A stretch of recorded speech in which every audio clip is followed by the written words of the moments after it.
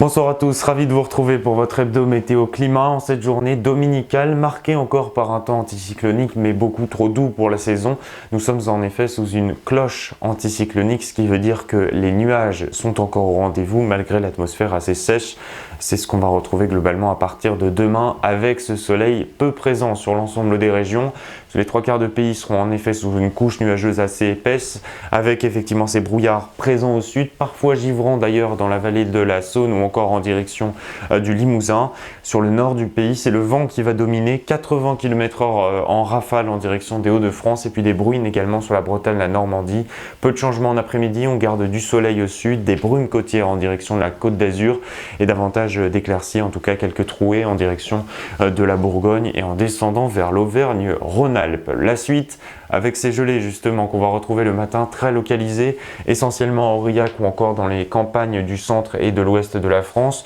0 degré donc pour Aurillac, ce sera la minimale, mais déjà 10 degrés à Nice et à Ajaccio et surtout Bastia. Et on va retrouver dans l'après-midi une belle brochette de 9 degrés avec des températures très homogènes dans la moitié nord, la minimale pour Reims, Amiens, Orléans ou encore en direction de Bourges. Vous aurez quand même jusqu'à 21 degrés au sud, ça ce sera pour Perpignan. La suite avec justement cet indicateur thermique qui, vous le voyez, marque encore plus 2,8 degrés d'anomalie. Nous sommes donc sur une anomalie positive et ça va continuer dans les prochains jours avec cette masse d'air extrêmement douce qui va rester présente sur le centre et le sud du pays. Au nord, ça va commencer à baisser un petit peu à partir de la fin de semaine particulièrement. Vous voyez que l'air froid est en embuscade pour le week-end prochain particulièrement. Alors mardi, on va conserver des conditions anticycloniques et toujours sèches avec le même découpage que cette journée de lundi, à savoir beaucoup de nuages sur la moitié nord en descendant vers la Garonne ou encore le Rhône. On devra retrouver davantage éclaircies vers le sud. Et puis à partir de jeudi, ça change avec un renforcement du vent,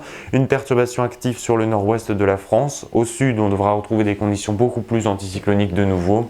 Et à partir de jeudi, cette perturbation s'évacuera vers le nord-est, très vite reprise par une seconde, toujours aussi active. Renforcement du vent à surveiller jusqu'à 100 km/h sur les littoraux. De nouveau du soleil au sud, pic de douceur pour jeudi et pour vendredi, avec de nombreuses averses et le retour quand même de la neige en montagne. Et pour le week-end prochain, toujours ce temps très perturbé. Vous noterez également le retour des flocons, peut-être jusqu'en plaine pour le week-end prochain, ou du moins temporairement vers le nord-est. Ça reste à affiner.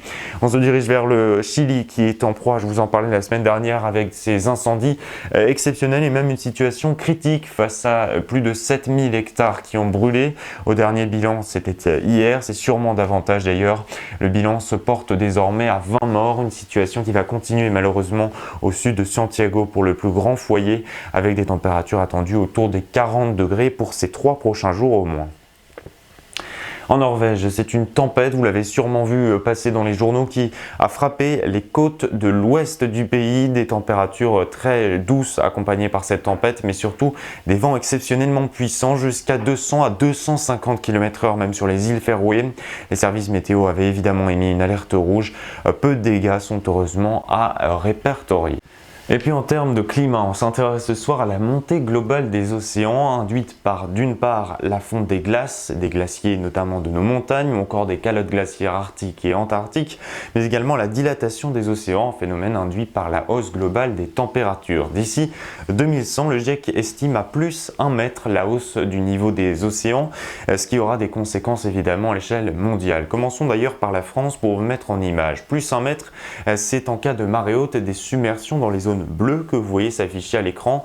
Ici vous le voyez, la ville de Dunkerque, de Calais, la baie de Somme ou encore le Marais Poitevin ainsi que la ville de La Rochelle sont menacées, mais plus globalement c'est surtout la Camargue qui le sera davantage, région particulièrement exposée face aux assauts du changement climatique. À l'échelle mondiale, de très nombreuses conséquences sont à lier, regardez-les, nombreuses zones inhabitables par le changement climatique avec des submersions d'îles et de régions, c'est le cas par exemple de certaines régions du Pacifique, mais également une hausse des vulnérabilités globales de certaines villes avec des régions rendues inhabitables et donc des migrations de population particulièrement importantes.